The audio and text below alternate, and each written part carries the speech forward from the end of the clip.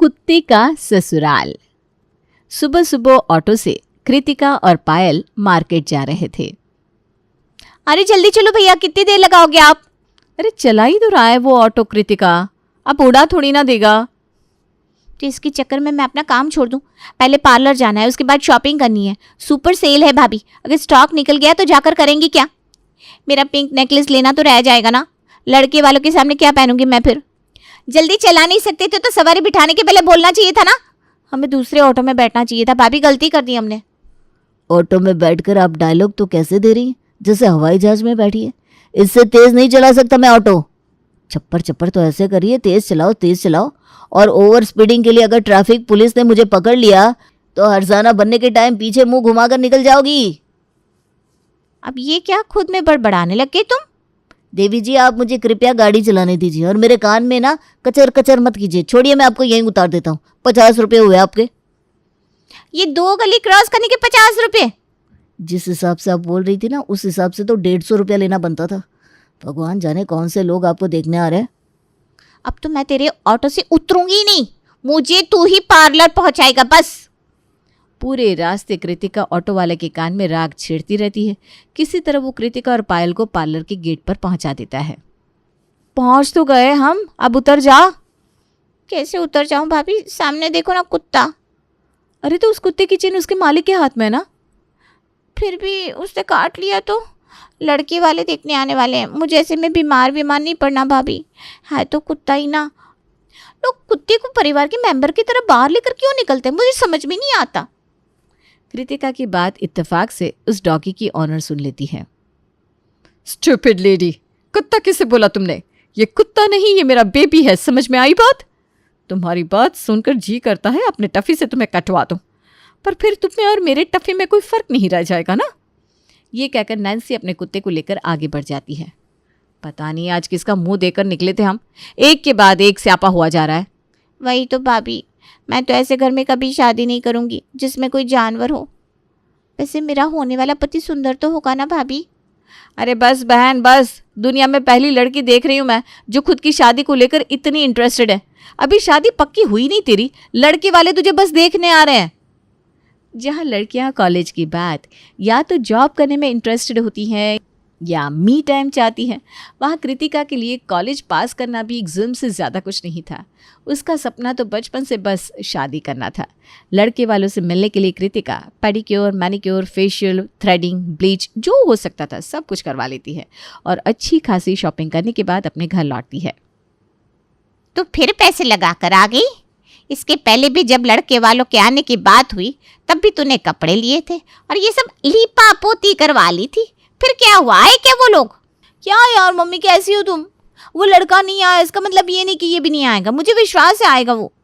और छुट्टी के दिन प्रेम अपनी भाभी, भैया और पापा मम्मी के साथ कृतिका को देखने आता है। हम ना कहीं भी 2 लोग नहीं जाते आंटी जी, हमारा पूरा परिवार जाता है। अरे तो इसमें कौन सी बुरी बात है बेटा, अच्छी बात है ना, इसी बहाने हम सबसे मिल लिए। सबसे मिलना कहाँ हो पाया आंटी जी, वो क्या करे ना, मेरी चिंटू की तबीयत ज़रा ठीक नहीं थी तो ये भी उसके साथ ही रुक गए, तो चिंटू और सुशील जी से मिलना रह जाएगा आपका।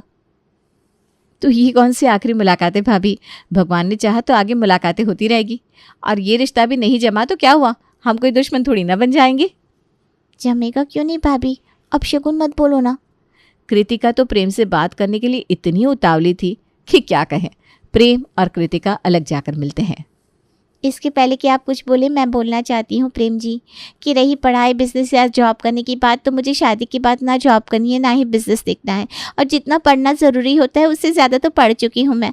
मुझे तो बस एक बहू वाली लाइफ, कमर में चाबी लिए यहाँ से वहाँ घूमना, चुगलियाँ करना। हाय, आपको पता है बचपन से ही मैं दुल्हन बनना चाहती थी बस। कृतिका जो चालू होती है उसके बाद उसकी गाड़ी रुकती नहीं।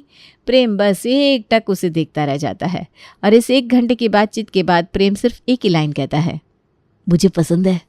फिर क्या था, बात आगे बढ़ती है और इस बार कृतिका के बिना उसका पूरा परिवार प्रेम का घर और बिजनेस को देखने जाते हैं। ये तो सच में अच्छा रिश्ता मिल गया बहू, कितना बड़ा घर है प्रेम बेटे का। नहीं तो भी 4 करोड़ की तो प्रॉपर्टी यही है, दोनों भाइयों में बट भी गई तो अपनी कृतिका के हिस्से में 1 दुकान और आधा मकान आ जाएगा। बिल्कुल सही मम्मी जी, पर ये चिंटू और सुशील जी नहीं दिख रहे। बच्ची को क्या देखेगी तू, और जेठ से हमें क्या मतलब, हमें तो दूल्हे के बारे में खबर लगानी थी सो लगा ली। अरे नहीं मम्मी जी, वो बातों बातों में निधि भाभी ने बताया था कि वो माँ नहीं बन सकती, तो ये चिंटू कहाँ से आया? बोलना तो नहीं चाहिए पायल, किसी के गड़े मुर्दे क्यों उखाड़ना, तू भी औरत है। बेचारी माँ नहीं बन सकती तो बच्चा गोद लिया होगा उसने। सोच ज़रा कितने अच्छे मन के लोग हैं। मैं तो कहती हूँ 10-12 दिन के अंदर अंदर ही सगाई करके शादी कर देते हैं। जितनी देरी करेंगे उतनी बातें पता चलेगी और होता होता रिश्ता कट जाएगा। अपने घर की हो जाए कृतिका, उसके बाद जान ना हो सो जाने। और किसी भी आम परिवार की तरह मनीषा के परिवार वाले लड़की का अच्छा बैकग्राउंड देखकर कृतिका की शादी प्रेम से तय कर देते हैं। अपने फेवरेट गाने पर ब्राइडल एंट्री करते हुए कृतिका जैसे ही स्टेज पर पहुंचती है, वो देखती है कि प्रेम के हाथ में कुत्ता है। ये इस कुत्ते को स्टेज पर किसने चढ़ाया? प्रेम जी नीचे उतारिए इसे, जहाँ दुल्हन को बैठना चाहिए वहाँ इस कुत्ते को बिठा दिया आपने। ये क्या बोल रही हो? नहीं बहू तुम, ये मेरा चिंटू है, तुम्हारा देवर। रोज़ तुम्हारी फ़ोटो देखकर तुमसे मिलने की इच्छा जाहिर करता था, पर बेचारा मिल नहीं पा रहा था। अब तो शादी में पहुंचेगा ही ना। हैं? मेरा देवर? करिश्मा होते सुना था, आज देख भी लिया। इंसान के पेट से कुत्ता, ये वही केस तो नहीं जो 8-10 साल पहले पेपर में आया था? अरे बावली, क्या बोल रही है तू? इसे पैदा कुतिया ने ही किया है, पर हमारे लिए हमारे परिवार का सदस्य है। मम्मी जी का तीसरा बेटा और मेरा देवर। स्टेज पर चढ़कर कृतिका दूसरी ओर मुंह घुमाकर बैठ जाती है। चिंटू को मुझे दो प्रेम, मैं चिंटू को अपने साथ ले जाती हूँ, बेचारे को भूख लगी होगी। निधि चिंटू को स्टेज से ले जाती है ताकि कृतिका कंफर्टेबल फील करे। तभी वहाँ कैमरामैन फोटोशूट के लिए आता है। कपल की तो फोटोशूट हो गई है, फैमिली पिक्चर भी ले लेते हैं मैम। सब आ गए ना? सब कहाँ है? हमारा राजकुमार कहाँ है? कोई चिंटू को तो लेकर आओ, उसके बिना तस्वीर कैसे पूरी होगी?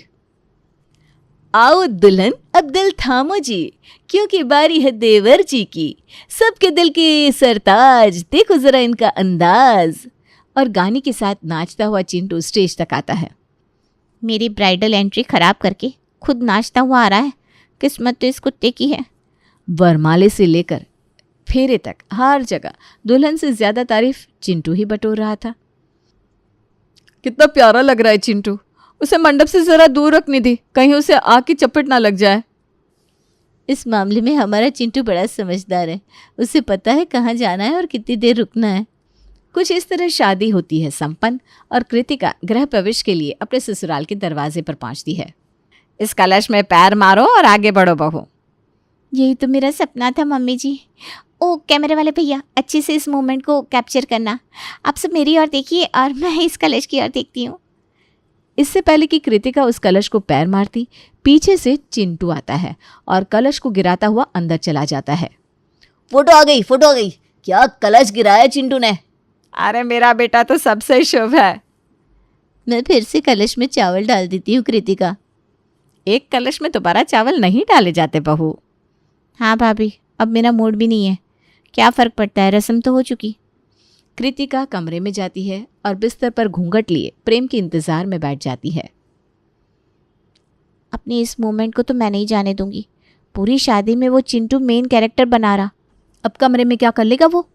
तब धीरे से दरवाज़ा खुलता है और प्रेम अंदर आता है। दुनिया की सबसे खूबसूरत और प्यारी लड़की के सामने खड़ा हूं मैं, पर दुख की बात यह है कि उस लड़की ने पर्दा किया हुआ है।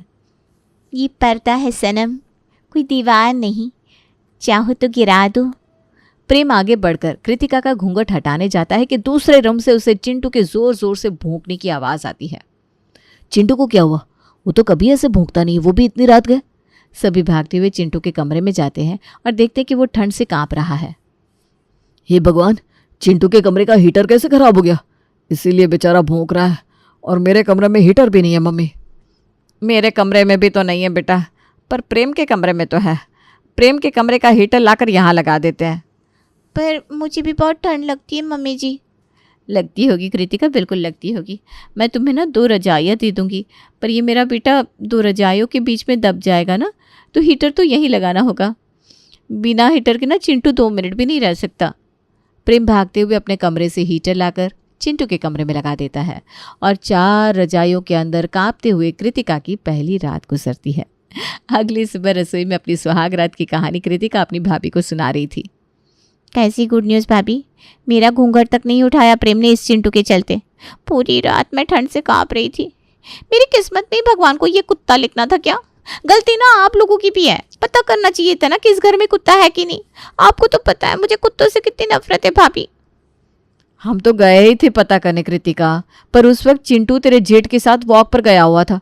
कभी तेरे ससुराल वाले कहते कि चिंटू घूमने गया है, तो कभी कहते चिंटू घर पर टीवी देख रहा है। अरे तो कैसे पता चलेगा कि चिंटू कोई कुत्ता है? शादी के कार्ड पर भी इन्होंने नीचे लिख दिया था, चाची जल्दी जल्दी आओ, चिंटू को तुम्हारा इंतजार है। अब हमें तो पढ़कर यही लगेगा ना कि चिंटू कोई बच्चा है। बच्चा नहीं, ये चच्चा है, चच्चा। पर मैं इसे ठीक करके रहूंगी। इस घर की नई बहू हूं मैं, और बहू बनने का मेरा शौक कोई भी मुझसे नहीं छीन सकता। अपने ससुराल वालों के लिए पहली रसोई बनाकर कृतिका सभी को परोसती है। खाना तो बहुत अच्छा बनाया है बहू तुमने, मानना पड़ेगा, काफ़ी मेहनत की है तुमने। ये क्या बात हुई? सुखी सुखी तारीफ करोगे बहू की? हाथ में कुछ रखो तो। देख बहू, तेरे ससुराल में ना बड़े कंजूस लोग रहते हैं, तो मुंह खोल कर मांग लिया कर। महेश अपनी उंगली से अंगूठी निकालकर अपनी बहू के हाथ में रख देता है। इसे ही तो ससुराल कहते हैं मम्मी जी। बड़ा अच्छा लगा मुझे। मैं कुछ और लेकर आऊँ? फिलहाल तो मुझे मेरी बीवी चाहिए, मेरी बगल वाली चेयर पर। बना दिया ना खाना? चलो हम खुद सर्व कर लेंगे, यहाँ बैठो। अरे मेरे पति देव, सिर्फ पत्नी नहीं हूँ, अब मैं इस घर की बहू भी हूँ। आज तक बेचारी भाभी सभी को खाना खिला रही थी, आज भाभी बैठेंगी और मैं सर्व करूँगी। कृतिका बड़ी खुश हो जाती है क्योंकि उसके ससुराल में आज सिर्फ उसी की बातें हो रही थी।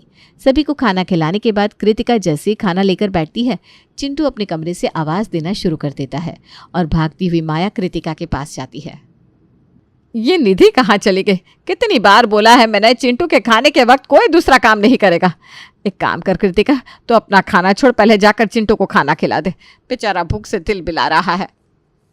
अब अपना खाना छोड़कर कुत्ते को खाना खिलाओ? उससे अच्छा मैं सभी के साथ बैठकर ही खाना खा लेती। पर मुझे भी ना अच्छी बहू बनना था।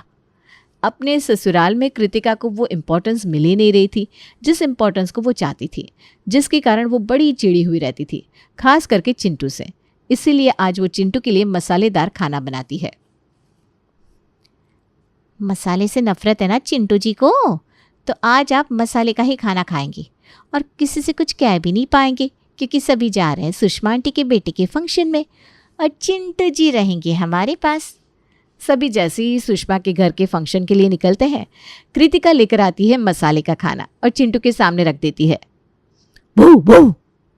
अरे भाव के बच्चे, आज तेरे भाव को सुनने के लिए यहाँ कोई नहीं है, यही खाना खाना पड़ेगा तुझे। रोज बीज खाने से उठवाता है ना मुझे, आज देखती हूँ। बड़ी किस्मत लेकर आया है ना तू, खुद अकेले ही कमरे में सोता है और मुझे अपना कमरा अपने पति के साथ शेयर करना पड़ता है। मेरा हीटर भी ले लिया, नास पीटे। कृतिका चिंटू के सामने खाना रखकर जैसे ही किचन गैस बंद करने जाती है, चिंटू बिस्तर के नीचे रखी बेल को बजा देता है और 2 ही मिनट में सभी वापस घर आ जाते हैं। ओह मेरे लाल, तू ठीक तो है? तूने बेल क्यों बजाई बेटा? कोई इमरजेंसी है क्या? आप सब यहाँ मम्मी जी? आप सब तो सुषमा आंटी के फंक्शन के लिए निकले थे ना? हाँ निकले तो थे, पर वो क्या है ना, हमने चिंटू को एक बेल दे रखी है कि कभी भी उसे किसी चीज़ से खतरा महसूस हो तो वो बेल बजा दे, और उस बेल का सिग्नल हम सबके फ़ोन में है। तो जैसे ही चिंटू ने बेल बजाई, हमें पता चल गया कि वो खतरे में है, इसीलिए हम यहाँ दौड़े दौड़े आ गए। कृतिका अपना सर पीट लेती है और वो मान लेती है कि भाई उसके घर में एक सौतन है। अब चिंटू का कृतिका को परेशान करना और कृतिका का चिढ़ना हर रोज़ चलता रहता था, मानो वो सच में देवर भाभी हो। पर आजकल चिंटू ज़रा अलग व्यवहार कर रहा था। जब भी कृतिका किचन में जाती, चिंटू किचन के बाहर बैठा उसे देखता रहता। क्या बात है कृतिका, आजकल चिंटू तुम्हारा बड़ा ध्यान रखता है, जहाँ तुम जाती हो वहीं तुम्हारे पीछे पीछे जाता है। जानबूझकर भाभी की अचानक मेरे सामने आकर मुझे डरा दे और मैं गिर जाऊं? क्यों चिंटू, मेरी हड्डियों को टूटा हुआ देखना चाहता है ना तू? भू भू। कुछ दिनों बाद कृतिका बाहर मूवी जाने की प्लानिंग करती है। ये बड़ा सही आइडिया है, चलते हैं सभी मूवी। इसी बहाने मुझे ज़रा दूसरी हवा मिलेगी, वरना दिन भर बिस्तर पर चिंटू के बाल ही मेरे नाकों के द्वारा अंदर जाते हैं। सभी मूवी के लिए निकल रहे थे कि चिंटू जाकर ड्राइविंग सीट पर पॉटी कर देता है और सभी के जाने के प्लान को कैंसिल कर देता है। बस मम्मी जी, अब हद हो गई। बहुत बर्दाश्त कर लिया मैंने इस लड़के को। दिन भर मेरे आगे पीछे घूमता रहता है, ज़रा चैन की सांस नहीं लेने देता मुझे। मैं फ़ोन देखती हूँ तो फ़ोन मेरे हाथ से गिरा देता है। आज जब हम बाहर जाने वाले हैं तो इसने जानबूझकर मेरी सीट पर पॉटी कर दी। इतनी क्या दुश्मनी है तुझे मुझसे? हाँ, आप लोगों को चिंटू से प्यार है तो चिंटू यहाँ रहेगा, मैं अपने मायके जा रही हूँ। ये कहकर गुस्से में कृतिका मुड़ती है कि उसका पैर मुड़ जाता है। चिंटू कृतिका के आगे आ जाता है और उसे गिरने से बचा लेता है। तूने मुझे बचाया चिंटू। और इस दिन के बाद से कृतिका का नज़रिया चिंटू की ओर बदल जाता है। वो नोटिस करती है कि चिंटू बार बार उसके पेट को छूता रहता है। मुझे आपसे एक बात शेयर करनी थी भाभी। मतलब मैं देख रही हूँ कि कुछ दिन से मैं बड़ी चिड़चिड़ी सी हो गई हूँ। मुझे सिर्फ लड़ने का मन करता है। उस दिन कैसे मैंने घर जाने की बात कर दी। मुझे लगता है मानो कोई अंदर से मुझे प्रेशराइज कर रहा हो। तुम्हारे पीरियड्स तो ठीक हो रहे हैं ना? 2 महीने से तो। अरे पगली, क्योंकि तेरे अंदर एक और जान है। प्रेगनेंसी में औरतों का बिहेवियर चेंज हो जाता है। तो एक बार टेस्ट करवा ले। कृतिका टेस्ट करवाती है और उसे पता चलता है कि वो प्रेग्नेंट है। चिंटू, तुझे पता था कि मैं प्रेग्नेंट हूँ? इसीलिए तू मुझे फ़ोन की स्क्रीन ज़्यादा देखने नहीं देता था ताकि मेरे बच्चे पर गलत असर ना हो। पता है मम्मी जी, हम हॉरर मूवी देखने जा रहे थे। चिंटू नहीं चाहता था कि मैं घबराऊं और घबराहट से मेरा मिसकैरेज हो जाए, इसलिए उसने सीट पर पॉटी कर दी। वो मेरे आगे पीछे घूमता था, मेरा ध्यान रखता था, मेरे पेट को छूता था। तुझे सब पता था Chintu. I am so sorry Chintu. मेरे चिंटू का भाई या बहन आने वाला है। कृतिका फूट फूट कर रोने लगती है और चिंटू को गले से लगा लेती है और आज सच में चिंटू को अपना देवर मान लेती है।